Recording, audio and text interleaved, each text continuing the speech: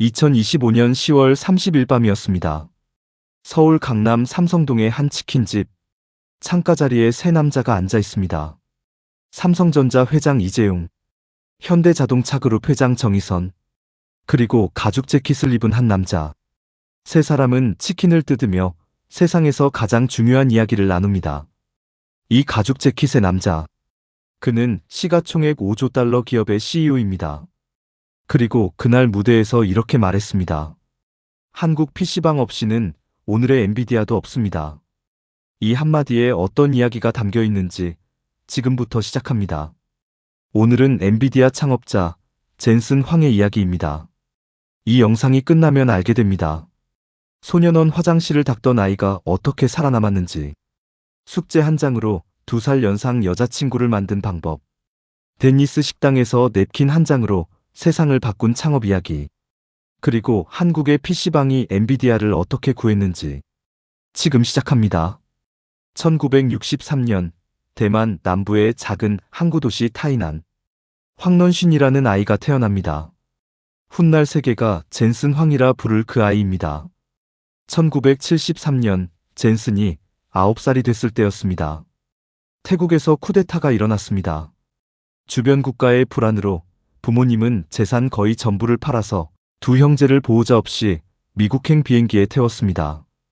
두 아이가 도착한 곳은 워싱턴주 타코마의 삼촌 집이었습니다. 삼촌은 아이들을 위해 학교를 알아봤습니다.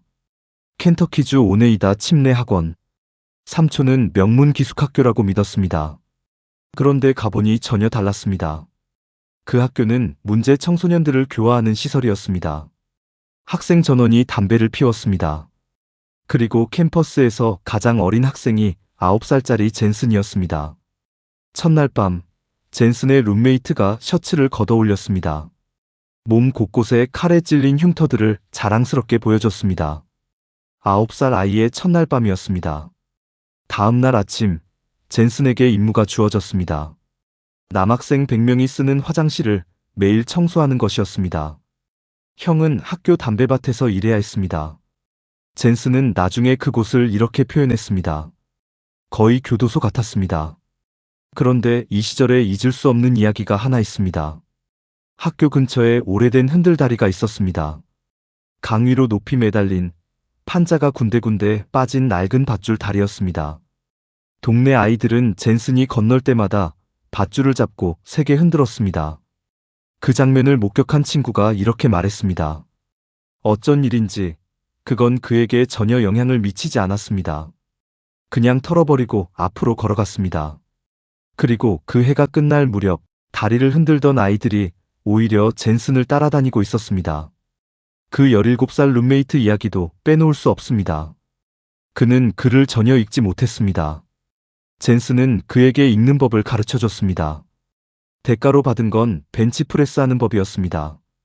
그날부터 젠슨은 매일 밤 잠들기 전에 팔굽혀펴기 100개를 했습니다. 9살 소년이 매일 밤. 그게 그의 생존 방식이었습니다. 2년 후 부모님이 미국으로 건너왔습니다. 학교 실태를 알게 된 부모님은 즉시 아이들을 데리고 나왔습니다. 가족은 오리건주로 이사했습니다. 두 학년을 월반에 16살에 고등학교를 졸업합니다. 그리고 데니스에서 설거지 아르바이트를 하며 대학 등록금을 멉니다. 이 데니스라는 이름, 나중에 다시 등장하니 기억하시기 바랍니다. 오리건 주립대학교 전기공학과. 첫 번째 수업 날이었습니다. 학생이 250명이었습니다. 그런데 그 중에 여학생은 딱 3명뿐이었습니다. 그 3명 중 한 명이 로리 밀스였습니다. 19살 당당하게 앞자리에 앉아있는 여학생이었습니다. 17살 젠슨은 그녀를 봤습니다. 그리고 역사상 가장 대담한 작업 멘트를 날립니다. 저랑 매주 일요일에 숙제 같이 하실래요? 제가 장담합니다. 무조건 A 받으실 수 있어요. 2살 연상 공대 여학생에게 숙제로 작업을 건 겁니다. 놀랍게도 로리는 그 제안을 받아들였습니다. 매주 일요일 두 사람은 함께 공부했습니다. 그러던 어느 날 젠슨이 진지하게 말했습니다. 나는 30살 전에 반드시 CEO가 될 겁니다. 당시 젠슨은 아무것도 없는 17살 공대생이었습니다. 그런데 로리는 그 눈빛에서 뭔가를 봤습니다. 둘은 사귀기 시작했고 대학을 졸업하던 해에 결혼했습니다. 그리고 재미있는 사실 하나. 젠슨의 트레이드마크인 그 검은 가죽 재킷. 사실 아내 로리와 딸 메디슨이 골라준 옷입니다. 젠슨은 웃으며 이렇게 말했습니다. 아내와 딸이 저를 입혀줍니다. 세상을 바꾼 CEO의 패션 디렉터는 가족이었습니다. 대학 졸업 후 젠슨은 반도체 회사 AMD에 입사합니다. 그리고 일하면서 야간에 스탠퍼드 대학원을 마칩니다. 안정된 커리어였습니다. 그런데 이 안정을 버리게 만든 두 사람을 만납니다. 선 마이크로시스템스 엔지니어 크리스 말라코프스키, 그리고 IBM과 선을 거친 그래픽 칩 전문가 커티스 프리엠.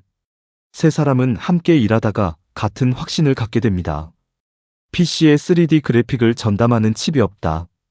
이 시장, 누가 먼저 잡느냐의 싸움이다. 세 사람은 자주 만나서 아이디어를 나눴습니다. 만남의 장소는 산호세 동쪽의 한 데니스 식당이었습니다. 젠슨에게는 낯익은 곳이었습니다. 학창시절 설거지 아르바이트를 하던 바로 그 체인점이었으니까요.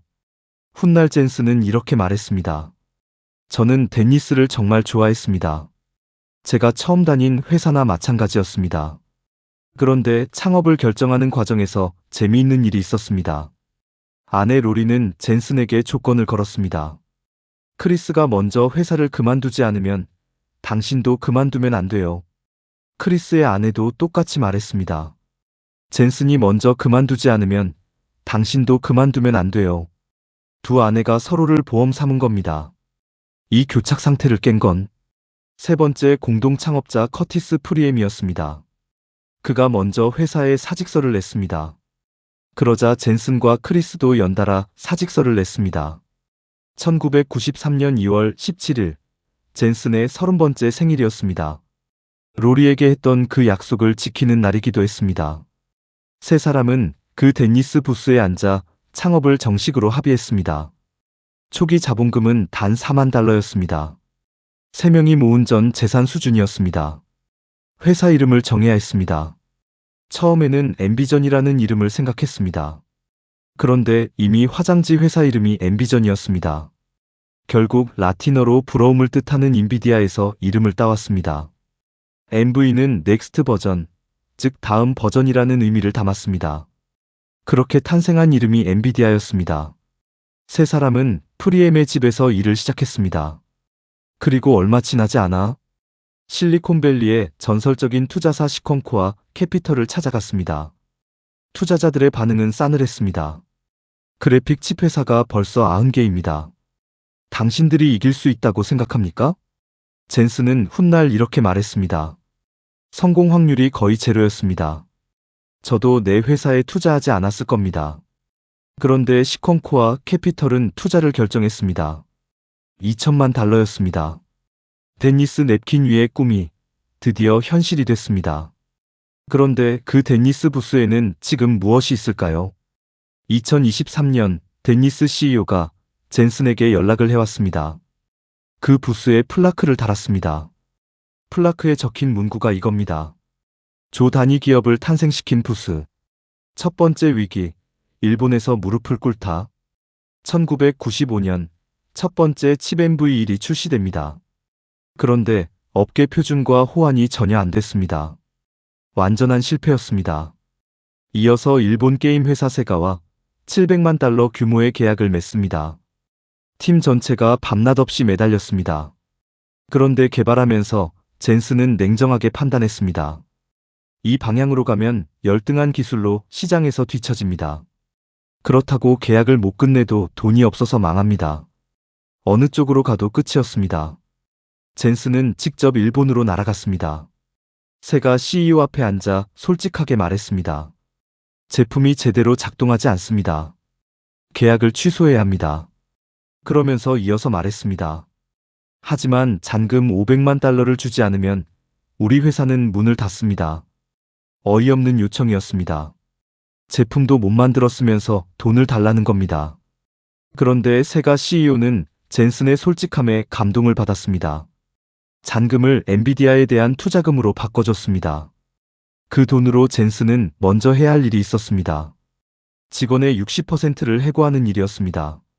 100명이 넘던 회사가 40명도 안 되는 조직이 됐습니다. 남은 40명의 목표는 하나였습니다. 6달 안에 새 칩을 만들어 파는 것. 1997년 8월 리바 128이 출시됩니다. 출시 당일 통장에 남은 돈이 딱 한 달치 월급이었습니다. 벼랑 끝이었습니다. 그런데 리바 128은 4달 만에 100만 장이 팔렸습니다. 회사는 기적처럼 살아났습니다. 두 번째 위기. 1999년 GPU를 세상에 선언하다. 1999년 엔비디아는 지포스 256을 내놓습니다. 그리고 이 칩의 역사상 처음으로 GPU라는 이름을 붙입니다. 그래픽 처리 장치, 즉 그래픽만 전담하는 특수 칩이라는 선언이었습니다. 당시 최강자 3DFX를 성능으로 압도했습니다. 결국 2002년 엔비디아는 그 3DFX를 통째로 인수합니다. 라이벌을 꺾은 게 아니라 흡수해버린 겁니다. 세 번째 위기, 2008년 이중 재앙. 2008년 두 가지 재앙이 동시에 터졌습니다. 글로벌 금융위기, 그리고 노트북 GPU에서 대규모 열결함이 발견됐습니다. 환불과 수리 비용만 2억 달러 이상이었습니다. 주가는 80% 폭락했습니다. 그때 젠슨이 팀에게 한 말입니다. 이건 우리가 자초한 문제입니다. 우리가 책임집니다. 그리고 2006년부터 아무도 몰래 준비해온 프로젝트에 올인했습니다. 이름은 쿠다였습니다. GPU로 인공지능 연산을 처리하게 만드는 플랫폼이었습니다. 당시 이사진은 말했습니다. 게임칩으로 AI를 왜 돌립니까? 시간 낭비입니다. 젠슨은 굽히지 않았습니다. 그리고 역사가 그를 옳다고 증명해줬습니다. 1997년 한국에 IMF 외환위기가 터졌습니다. 수많은 사람들이 직장을 잃었습니다. 그 혼란 속에서 이상한 창업붐이 일어났습니다. 컴퓨터 여러 대 놓고 시간당 돈 받자. PC방의 시작이었습니다. 그런데 PC방에 손님이 모이려면 뭔가 재미있는 게 있어야 했습니다. 1998년 스타크래프트가 출시됩니다. 전국에 불이 붙었습니다. 단 5년 만에 전국에 PC방 2만 개가 생겨났습니다. 스타크래프트를 제대로 즐기려면 좋은 그래픽 카드가 필요했습니다. 그리고 그 타이밍에 엔비디아 지포스가 등장했습니다. 전국 2만 개의 PC방이 앞다퉈 엔비디아 지포스 카드를 장착했습니다. 2025년 10월 30일 서울 코엑스 엔비디아가 지포스 한국 출시 25주년 행사를 열었습니다. 젠슨이 무대에 올라 이렇게 말했습니다. 지포스와 한국은 함께 성장했습니다. 여러분은 e스포츠를 발명했습니다. 엔비디아 지포스는 여러분의 장비였습니다. PC방 없이, e스포츠 없이 오늘의 엔비디아도 없습니다. 수천 명의 한국 관중이 폭발했습니다. 그날 행사가 끝나고 바로 그날 밤이었습니다. 서울 강남 삼성동 깐부치킨.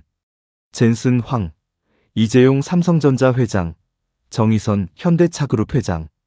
세 사람이 창가 자리에 앉아 치맥을 즐겼습니다. 이 한 장의 사진이 전 세계로 퍼졌습니다. 그런데 이 자리에는 숨겨진 기획자가 있었습니다. 젠슨의 딸 메디슨 황이었습니다. 그녀는 한 달 전 먼저 한국에 와서 장소를 직접 골랐습니다. 가게 이름이 깐부치킨인 것 눈치채셨나요? 깐부는 오징어 게임으로 전 세계에 알려진 단어입니다. AI 깐부, 즉 AI 파트너라는 컨셉으로 기획한 것이었습니다. 다음 날 소문이 퍼지자 깐부치킨점 매장에 손님이 폭주했습니다. 일부 매장은 감당이 안 돼서 임시 휴업을 했습니다. 치킨 관련 주식은 최대 23% 급등했습니다. 다음 날 경주 APC 무대에 오른 젠슨. 등장하자마자 첫 마디가 이겁니다. 깐부치킨 이즈 베리 굿. 그 자리에서 젠슨은 깜짝 발표를 했습니다.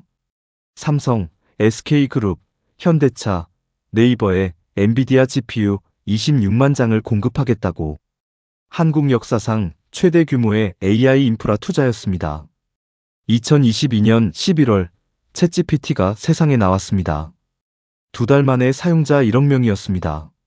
그 뒤에서 엔비디아 서버가 쉬지 않고 돌아가고 있었습니다. 2025년 7월 시가총액 4조 달러를 돌파했습니다. 2025년 10월 5조 달러를 넘어섰습니다. 인류 역사상 최초였습니다.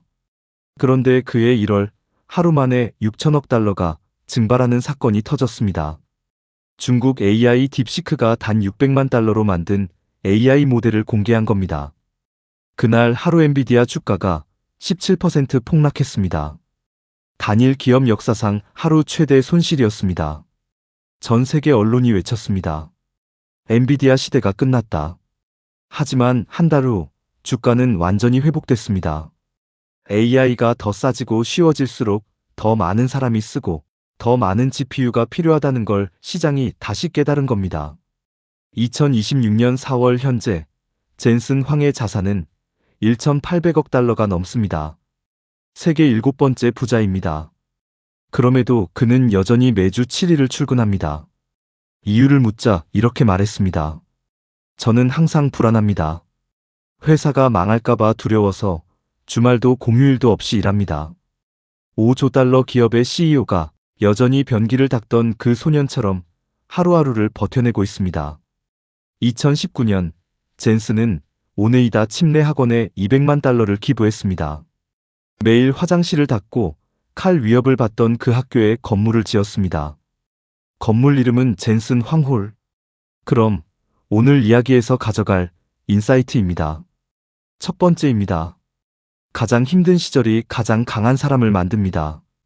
소년원에서 버텨낸 근성이 4번의 파산 위기를 버티게 해준 심장이 됐습니다. 두 번째입니다. 실수를 숨기지 말고 먼저 고백하세요. 고객에 직접 실패를 고백했을 때 그 솔직함이 회사를 살렸습니다. 세 번째입니다. 아무도 안 보는 곳에 먼저 베팅하세요. 한국 PC방이 엔비디아를 살렸고 쿠다가 AI 시대를 열었습니다. 가장 큰 기회는 아직 아무도 모르는 곳에 있습니다. 매일 화장실을 닦던 9살 이민자 소년. 숙제로 2살 연상 여자친구를 홀린 17살 청년. 데니스 냅킨 위에 꿈을 적었던 30살의 창업자. 젠슨 황은 스탠퍼드 졸업식에서 이렇게 말했습니다. 위대함은 지능에서 나오지 않습니다. 위대함은 인격에서 나옵니다. 인격은 고통을 겪은 사람들에게서 만들어집니다. 그의 이야기는 아직 끝나지 않았습니다. 영상이 도움됐다면 구독, 좋아요 버튼 꾹 눌러주세요. 지금까지 시청해주셔서 감사합니다.